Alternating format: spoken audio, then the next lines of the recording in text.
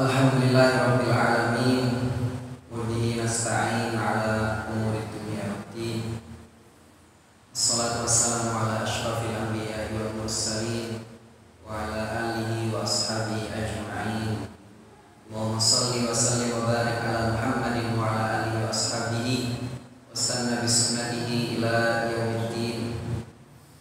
Amma ba'd, ma'asyiral muslimin rahimakumullah. Bapak Ibu sekalian yang saya muliakan, yang saya hormati, alhamdulillah kita masih diberi kesehatan oleh Allah sehingga kita masih bisa menjalankan aktivitas, menjalankan kewajiban-kewajiban termasuk puasa Ramadan pada kali ini. Kita masuk pada puasa hari kedua. Mudah-mudahan kita diberi kesehatan selalu sehingga bisa menyelesaikan sampai selesai nanti. Bapak Ibu sekalian, saya ditugaskan Ustadz Imam untuk ngisi di sini karena tempo hari masjid kami di Al-Kausar Sambungrejo di Sukodono itu menghubungi beliau supaya beliau bisa mengisi di sana. Ternyata beliau sudah ada kajian di rumahnya. Akhirnya beliau yang bilang, "Yo, saya mau lijol. Aku rono sing teko kono sing rene." Waduh, kacau.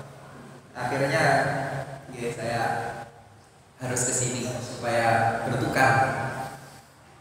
Nah, Bapak Ibu sekalian, kita membahas tentang Ramadan. Jadi disyariatkannya puasa Ramadan itu setelah hijrah. Di Makkah itu penanaman akidah betul-betul belum lengkap syariat di sana. Ya, di Makkah itu penanaman tauhid akidah. Barulah syariat-syariat untuk umat Islam itu banyak disempurnakan ketika sudah di Madinah. Maka Bapak Ibu sekalian, termasuk ciri khasnya, punya ciri khas surah Makkiyah dan surah Madaniyah. Nah, ini kita sudah tidak asing ya dengan istilah. Di Quran ada surat Makkiyah, ada surat Madaniyah. Apa beda surat Makkiyah dan Madaniyah? Kalau ada yang mengatakan surat Makkiyah adalah surat yang turun di Mekah, surat Madaniyah adalah surat yang turun di Madinah. Kira-kira niku leres apa mboten? Nggih betul, tapi kurang betul.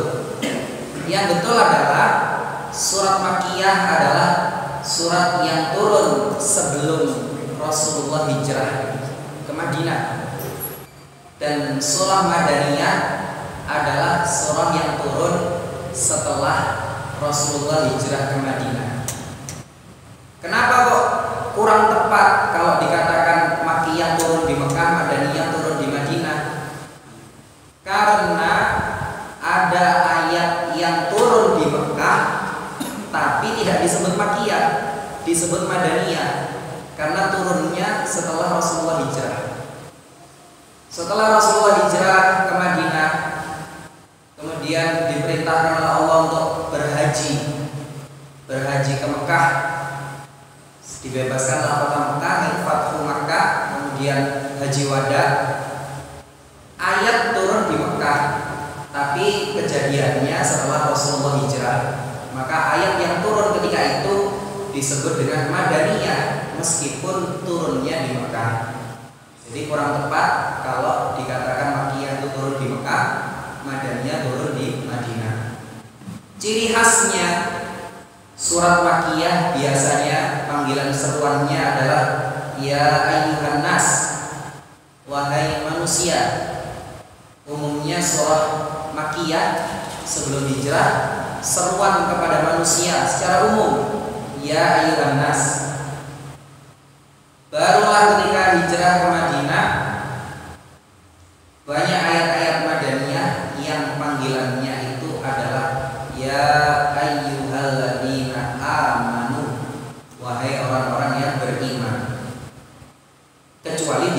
beberapa surat.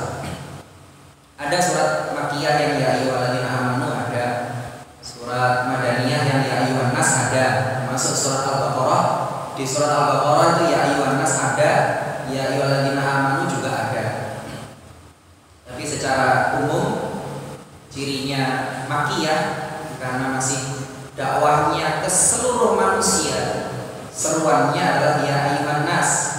Barulah ketika umat Islam sudah banyak, sudah bersatu, perlu ditata kehidupan umat Islam di Madinah sehingga banyak disempurnakan syariat di sana dengan perintah atau seruan hanya untuk orang beriman.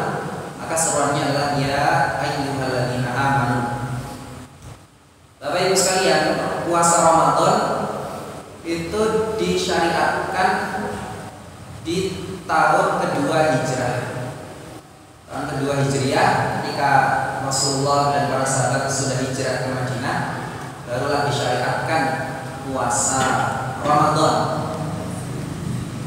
Artinya para sahabat menikmati masa-masa Ramadan, puasa, salat malam bersama Rasulullah kira-kira 8 tahun atau 9 tahun. Karena syariatnya dimulai dari tahun kedua Hijriah. Sedangkan Rasulullah nanti wafat di tahun ke-10 Hijriah. Ya, para sahabat kira-kira menikmati Ramadan bersama Rasulullah itu 8 atau 9 tahun. Jamaah rahimakumullah, setiap datang bulan Ramadan, Rasulullah selalu memberi kabar gembira. Selalu yubasyir. Yubasyir itu memberi kabar gembira. Yang diriwayatkan dari Abu Hurairah, karena Rasulullah sallallahu alaihi wasallam yubasyiru ashabahu. Rasulullah sallallahu alaihi wasallam memberitahukan, memberi kabar gembira kepada para sahabatnya. Yaqul, beliau bersabda, qad ja'akum syahrul Ramadan, telah datang kepada kalian bulan Ramadan. Syahrul mubarak, bulan yang diberkahi. Kataballahu alaikum siyamahu, Allah mewajibkan kalian berpuasa padanya.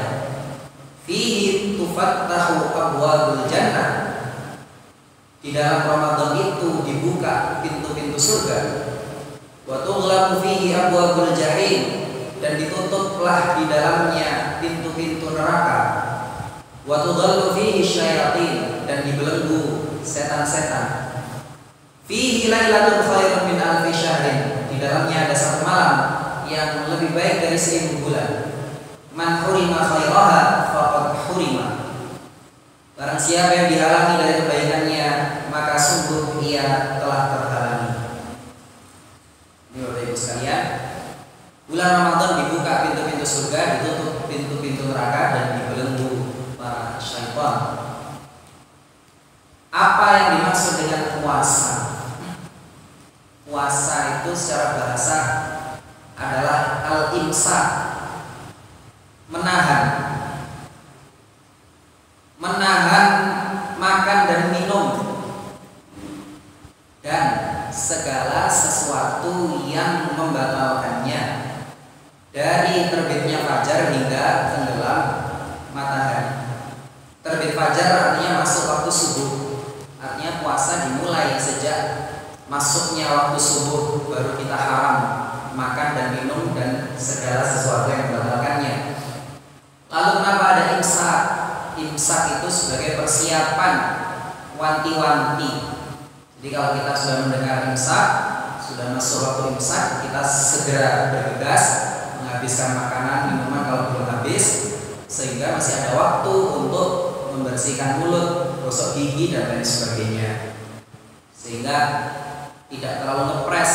Nanti kalau tiba-tiba langsung ada kan bingung, wah ini tempe ini sih separuh ya, mau dilanjutkan kan, waduh sudah ada. Maka ketika imsak itu rambu-rambu untuk kita bersegera. Jadi batasnya itu adalah adzan subuh. Jadi ada waktu sekian dari imsak sampai adzan untuk persiapan.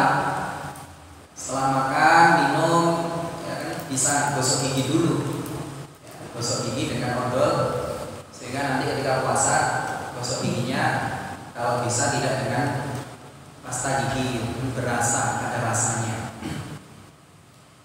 biasanya orang ketika puasa itu mulutnya lebih bau daripada ketika dia tidak berpuasa.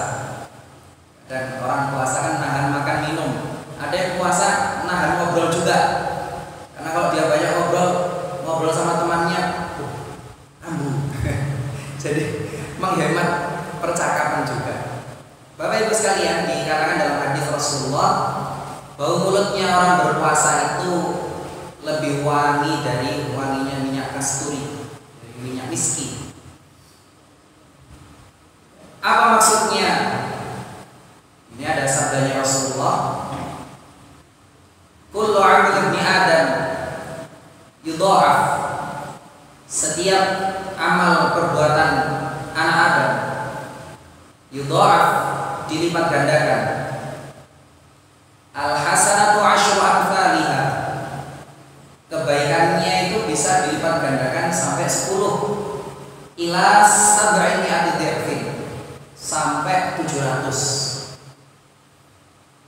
Allah azza wa jalla, Allah berfirman, illa as-sauma, kecuali puasa. Fa innahu li wa ana ajzi bihi. Sesungguhnya puasa itu untukku dan sesungguhnya aku nanti yang akan membalasnya. Yada'u syahwatahu wa ta'amahu min ajli. Dia meninggalkan syahwatnya, dia meninggalkan makanannya untukku. Lis-shaimi farhatani, untuk orang yang berpuasa mendapat 2 kesenangan. Farhatun 'inda fitri, kesenangan ketika dia berbuka. Setelah ini kita bersenang-senang.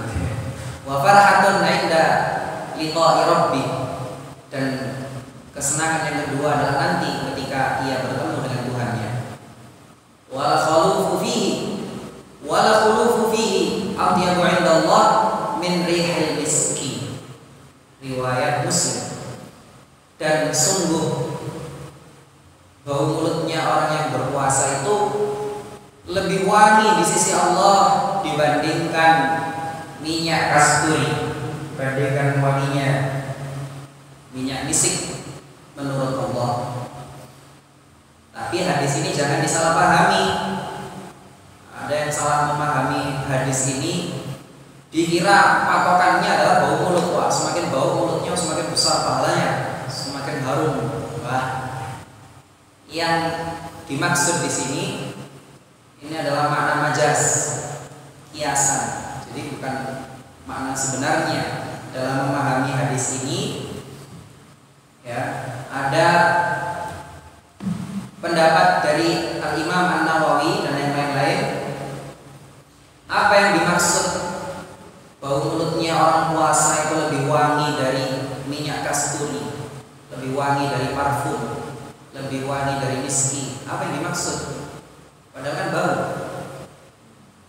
Pendapat dari Imam Nawawi, yang dimaksud adalah pahalanya lebih banyak dibandingkan orang yang pergi sholat Jumat dengan menggunakan minyak kasturi, dibandingkan orang yang pergi sholat Idul Fitri, Idul Adha dengan minyak wangi.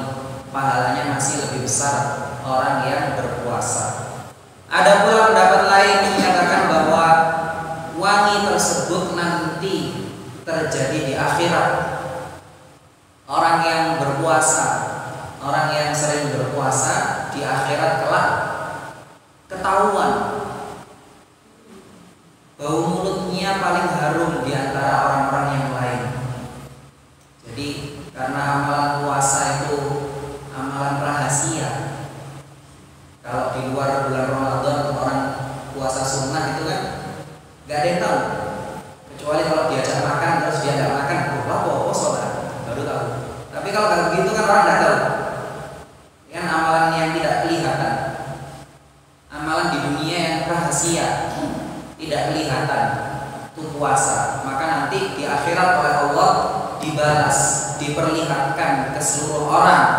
Terlihat tanda orang yang sering berpuasa dari mulutnya yang paling harum.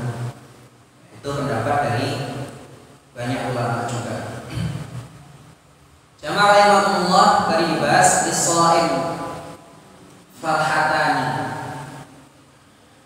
Untuk orang yang berpuasa dia mendapat dua kebahagiaan, dua kesenangan. Nah, yang pertama tadi ketika kita berbuka puasa ada rasa senang, malah berhasil menahan hawa nafsu, menahan makan minum setelah kurang lebih 13 jam setengah. Oke, dari subuh sekarang jam 4 lebih berapa itu? Sampai 6 kurang seperempat, kira-kira 13 jam setengah. Itu kalau di Indonesia. Di negara yang lain ada yang lebih panjang, malamnya pendek, siangnya panjang. Ada yang puasa sampai 17 jam, 18 jam. Kita bersyukur di Indonesia ini ya sedang-sedang saja, kira-kira 13 jam setengah. Jamaah rahimakumullah, ketika berbuka puasa, dari riwayat Ibnu Umar, ia berkata biasanya Rasulullah jika berbuka puasa beliau berdoa, zahabat dhama'u wa batalatil uruqu wa thabatal ajru insyaallah. Telah hilang rasa haus, zahabat dhama'u wa batalatil uruqu, dan telah basah kerongkongan, wa thabatal ajru insyaallah, dan pahalanya sudah diraih insyaallah. Jamaah rahimakumullah, urutan berbuka puasa yang ideal adalah menjelang berbuka seperti ini kita perbanyak dengan berdoa, kita perbanyak dengan berzikir sambil menunggu buka puasa. Ketika datang waktu maghrib nanti, kalau sudah adzan, membaca basmalah, bismillah, Rasulullah membaca basmalah, kemudian memakan kurma, kemudian meminum air putih. Setelah minum air putih barulah Rasulullah mengucap zahabat dhama'u wa batalatil uruqu wa thabatal ajru insyaallah. Jadi adzan disunahkan makan kurma. Jadi dengan bismillah, makan kurma, kemudian minum air putih, atau kalau kita minum es apa nanti nggak tahu. Barulah setelah minum itu kita berdoa zahabat dhama'u. Kan maknanya tadi apa? Telah hilang rasa haus. Jadi minum dulu baru berdoa zahabat dhama'u. Jadi bukan mengucap zahabat dhama'u dulu baru minum, kan belum minum. Zahabat dhama'u artinya telah hilang rasa haus. Wa talatil uruqu, dan telah basah kerongkongan. Itu doa setelah kita minum. Wa thabatal ajru insyaallah, dan mudah-mudahan pahalanya sudah diraih. Tuh Pak sekalian, ada yang berdoanya Allahumma lakasumtu wa bika amantu wa ala rizqika aftartu bi rahmatika ya arhamar rahimin. Ada yang menganggap hadis ini dhaif. Ya terserah ya, namanya doa itu boleh. Doa itu kita doa pakai bahasa Indonesia juga boleh. Tapi kalau kita mencari sanad hadis yang sahih, yang kuat, itu yang diriwayatkan Abu Dawud itu tadi, bahwasanya Rasulullah mengucap basmalah, makan kurma, minum, baru mengucap zahabat dhama'u wa batalatil uruqu wa thabatal ajru insyaallah. Dan hendaknya semestinya tidak makan minum yang banyak, yang berlebihan, karena kan disambung langsung dengan salat maghrib. Disambung salat maghrib, barulah salat maghrib ya bisa makan dengan tenang. Kalau belum sholat kan tidak seberapa tenang. Nah, jadi baik saja kalau ada acara bukber gitu kan, bukber bukber, apalagi anak remaja, banyak sekali circle-nya, buka puasa di sana sini. Baik saja ya, kalau tidak meninggalkan sholat jamaah, kalau tetap sholatnya bisa bareng, bisa jamaah, tidak meninggalkan taraweh. Kan banyak orang yang buka puasa akhirnya sholat maghribnya ya jamaah tembus sampai isya, sampai terawih, sampai terawih. Bukannya sampai ngobrol-ngobrolnya pulang jam 9. Jadi karena bukber dia nggak sholat jamaah, karena bukber dia nggak sholat terawih. Ini kan sayang sekali. Kemudian yang disunnahkan ketika berbuka puasa itu kita memperbanyak doa, karena termasuk doa yang mustajab adalah doanya orang yang berpuasa. Setelah berpuasa kita disunnahkan untuk banyak-banyak berdoa, karena doanya orang berpuasa itu mustajab. Salatatun la turaddu da'watuhum, 3 yang tidak tertolak doanya. Al-imamul adil, yang pertama adalah imam yang adil, pemimpin yang adil. Wassaim hina yuftir, yang kedua orang yang berpuasa ketika dia berbuka. Wa da'watul mazlum, yang ketiga adalah doanya orang yang terzalimi. Hadis riwayat Tirmidzi.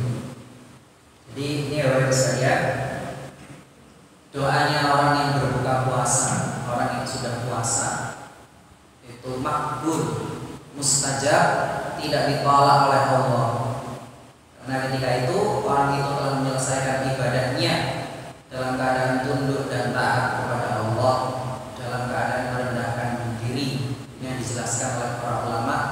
Jadi Allah kabulkan doanya karena dia sudah tunduk, sudah taat, sudah merendahkan diri, sudah melaksanakan ibadah, sudah melaksanakan kewajiban dari Allah.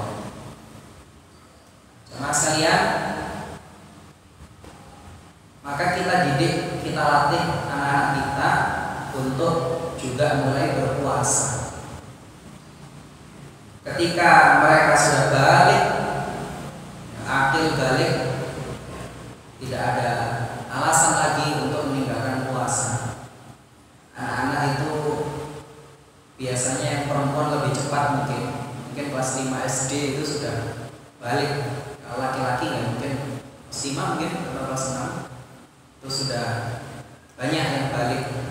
Artinya kita latih anak-anak itu untuk puasa sebelum itu, berarti sejak kelas 1 SD, kelas 2 SD, meskipun mereka belum wajib, belum balik, tapi sudah dilatih.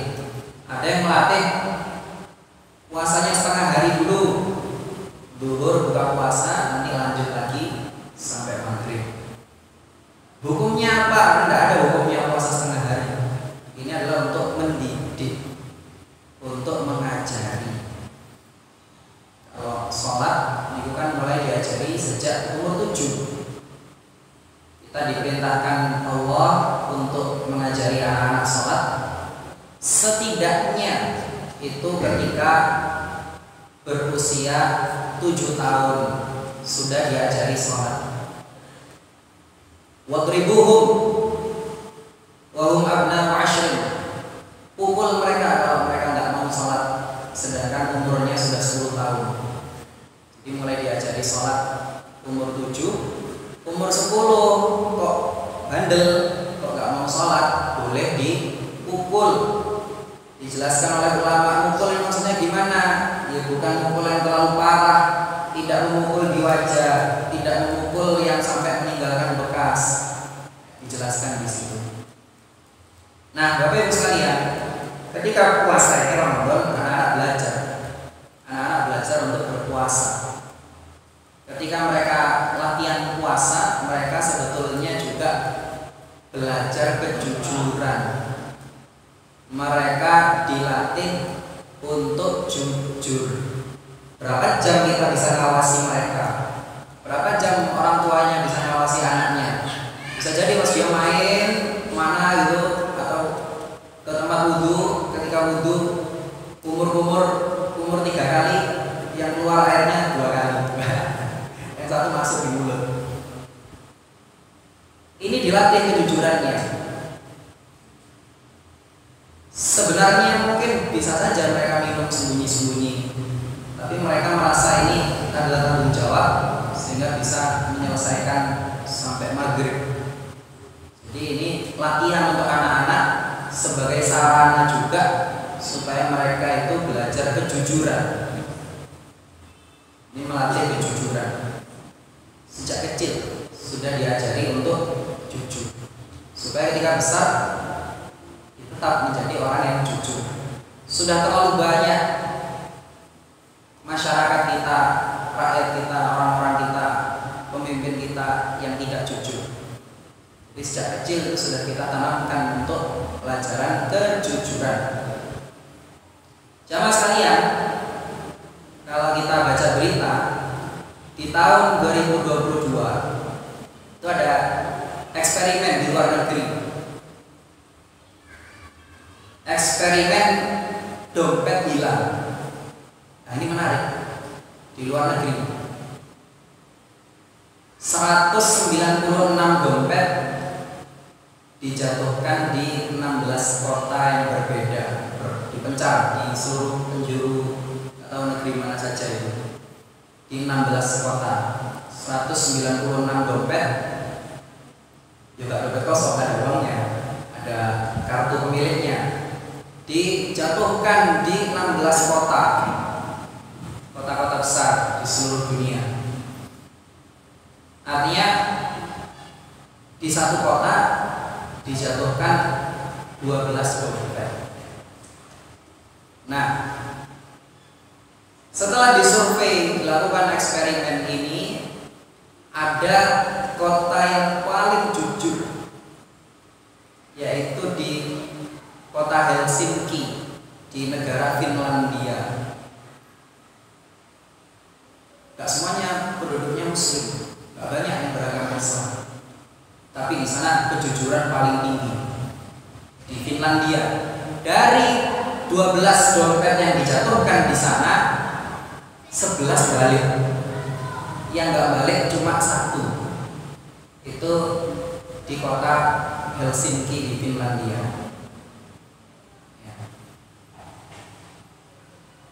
Seandainya 12 dompet itu dijatuhkan di Wonoayu, ada uangnya 100.000, 50.000, 100. Kasih KTP, kasih tanda pengenal, kasih alamat.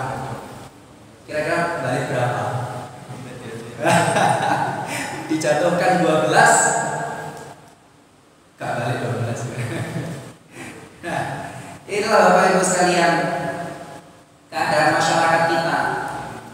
Secara zahir mayoritas penduduk Indonesia beragama Islam.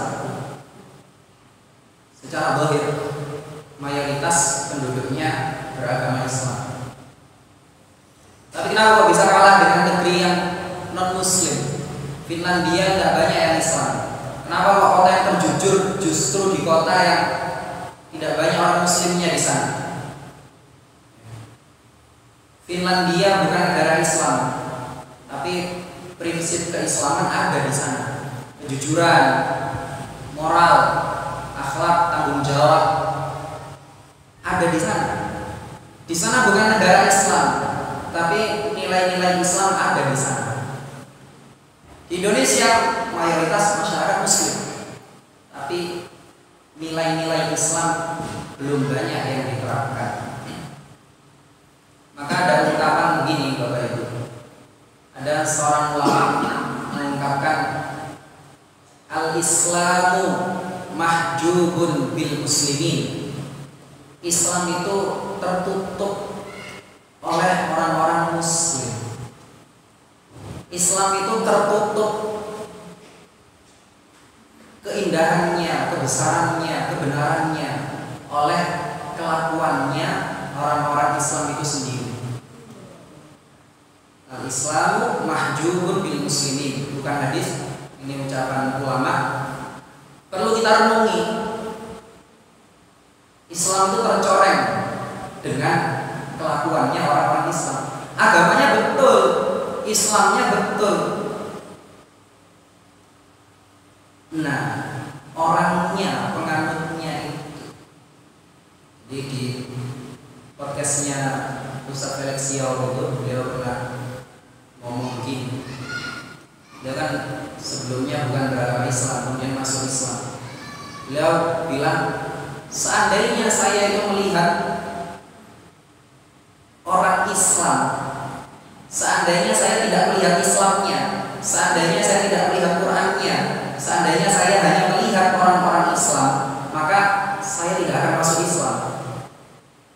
Karena kelakuan orang-orang Islam di negara kita ya seperti ini. Yang dikatakan oleh Ustaz Felix kalau mu'alaf, kalau orang betul-betul menemukan hidayah masuk Islam, mereka mencari betul-betul, mereka mencari kebenaran Islamnya, agamanya, kitab sucinya. Seandainya orang-orang itu melihat tingkah laku orang Islamnya, bisa jadi batal masuk Islam. Woi, Islam nono ya Allah, Islam nono, woi korupsi juga banyak yang Islam. Seandainya mereka melihat kelakuan orang Islamnya, mereka nggak mau masuk Islam. Mereka melihat Islamnya. Ada istilah ini, al-Islamu mahjubun bil muslimin. Padahal Islam itu adalah benar. Islam itu tapi bisa tertutup oleh kelakuannya orang-orang Muslim. Maka Bapak Ibu sekalian, kita didik anak-anak kita ini supaya menjadi generasi yang baik, generasi yang jujur. Alhamdulillah, kita tentu senang sekali kalau melihat banyak anak-anak yang ke masjid. Banyak anak-anak kecil. Wah, kalau sudah gini tarawih, kata ya anak-anak kecil di sini tarawih kata apa? Anak-anak kecil tarawih di sini kan banyak. Lari-lari, teriak-teriak, waduh. Ketika imamnya waladhdallin, amin, banter, masya Allah. Kita senang ada anak-anak ke masjid. Kalau mereka lari-lari, sebetulnya nggak boleh marah-marah nih, harus bersabar. Harus diingatkan dengan baik. Dan yang punya tanggung jawab paling utama itu ya bapak ibunya atau yang ngajak dia ke masjid. Misalkan bapak ibunya kan ngerti suaranya sopo itu rame, oh ya anakku. Nanti ketika pulang diingatkan, besok kalau ke masjid jangan rame ya. Besok kalau rame pulang lo ya, nggak ke masjid lagi. Diingatkan dengan baik. Kan ketahuan suaranya anak ruang itu. Waladhdallin, terbantaran ngomong amin. Ada anak yang diajak orang tua masih kecil, belum 2 tahun, jalan masih belum lancar.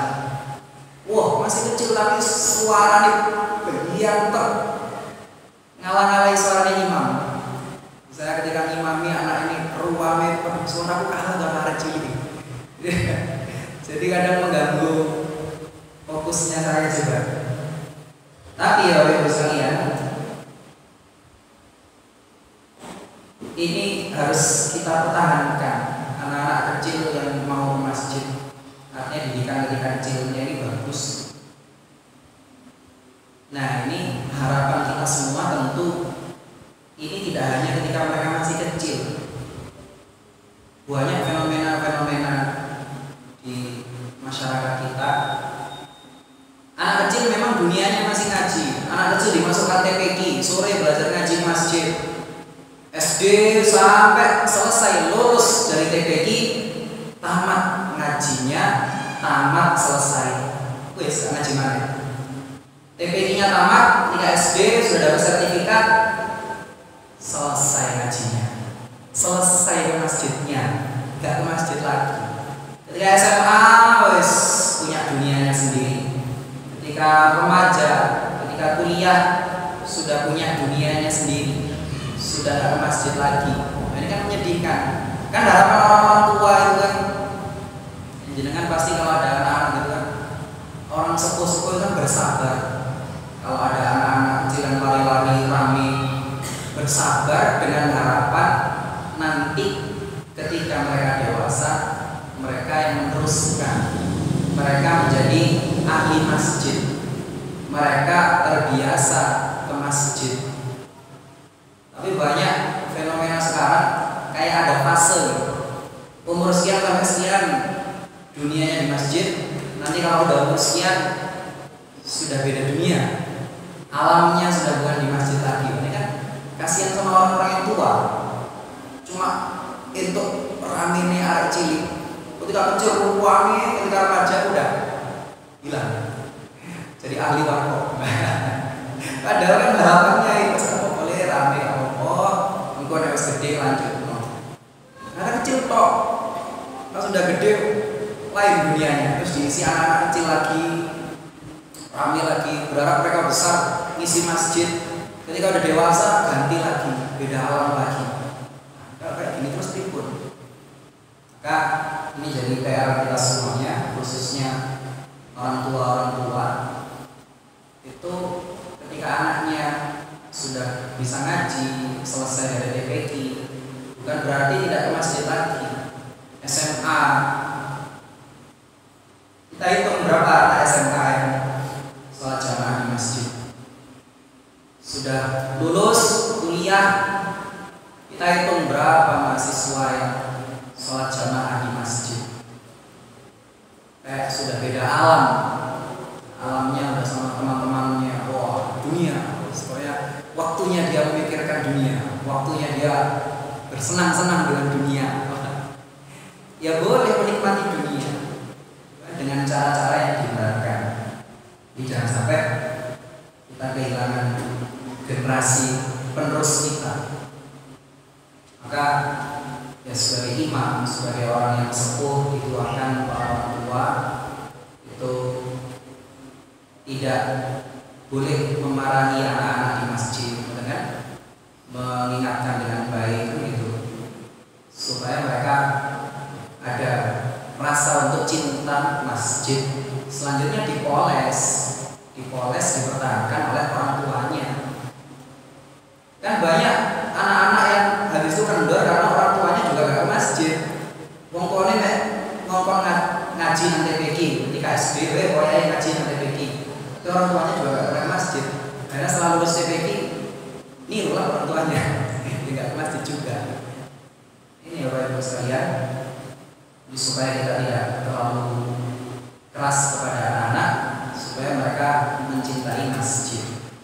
Ada masjid yang imamnya terlalu keras, akhirnya nggak ada anak-anak yang sholat di sana, nggak ada remaja yang sholat di sana. Yang sholat di sana rambutnya udah putih-putih aja, karena imamnya keras. Ramis juga suntak, ramis juga dimarahi. Itu terjadi di masjid di desanya paman saya. Ada imam terlalu keras. Jadi kalau jadi imam itu juga tidak perlu terlalu keras. Soft lurus rapat, kurang rapat mana? Wow, sampai rapat. Berdiri cukup, tahiyat gak cukup. Saking rapatnya. Wah, ada yang terlalu keras gitu. Saking kerasnya sampai ada yang sakit hati. Ini orang desa kalau udah sakit kabur, sakit hati bahaya. Karena memang standarnya itu kan yang di belakang imam itu hendaknya yang bisa melanjutkan imam, hendaknya yang bacaannya bagus juga. Nah imamnya batal, dia maju gantikan imam. Tapi kan ini sangat jarang terjadi. Dan imamnya saking kerasnya, ada orang tua di tengah. Saya nggak tahu bahasanya gimana. Yang penting intinya jangan di tengah, jangan di pinggir. Yang tengah biar ini. Wah, tersinggung orang. Akhirnya sejak saat itu sampai sekarang orangnya nggak pernah ke masjid lagi, nggak pernah ke masjid yang diimami oleh itu, pindah ke masjid yang selatan ke musola. Kecuali jumatan terpaksa di sana. Itu terjadi Pak di desa paman saya. Akhirnya kondisi fisiknya semakin lama semakin buruk, makin lama semakin sakit. Kita mengambil pelajaran yang memang kondisi hati itu bisa mempengaruhi kondisi fisik. Orang yang hatinya kotor, orang yang hatinya dipenuhi kebencian, ada benci, ada rasa gak suka, ada hasad, ada dendam, itu mempengaruhi fisiknya. Jadi rugi kalau orang menyimpan kebencian ke orang lain, orang menyimpan dendam, hasad, sesungguhnya dia sendiri yang rugi. Dari hati yang kotor, fisiknya juga bisa terkena penyakit. Dari hatinya yang punya penyakit, fisiknya juga bisa kena penyakit. Nah, jadi untuk kita saling tawasau bil haq, tawasau bis sabr, saling menasihati dalam kebenaran, saling menasihati dalam kesabaran. Kita perhatikan betul generasi-generasi penerus kita, anak kecil yang sekarang lari-lari di masjid, nanti mereka lah yang ngurus masjid. Anak yang mereka teriak-teriak, ya nanti mereka yang adzan, nanti mereka yang ngisi pengajian, nanti mereka yang memakmurkan masjid. Sehingga paling tidak kita mulai dari keluarga kita, anak kita, kalau sudah SMA, kalau sudah kuliah, tetap jangan sampai meninggalkan masjid. Jangan kayak ada fase kehidupan TK, SD, sore itu hidupnya di masjid, ngaji, TPQ. Kemudian nanti kalau udah fase SMA, remaja, kuliah, fase main, keluyuran, nongkrong, motoran kemana-mana, barulah ada fase mendekatkan diri lagi nanti ketika umur 50, 60, 65. Tidak indah kalau ada fase-fase yang seperti itu. Maka ini pentingnya PR orang tua, Bapak Ibu sekalian. Jadi tidak bisa kita menyerahkan sepenuhnya kepada guru. Ada anak yang di sekolah itu diatur softnya, nggak mau maju, alergi dengan soft pertama, alergi soft kedua, disuruh maju, udah saya belakang, nyari tiang, nyari pojokan, mojok, paling tempat paling pojok, nggak mau maju, suruh maju nggak mau, alergi.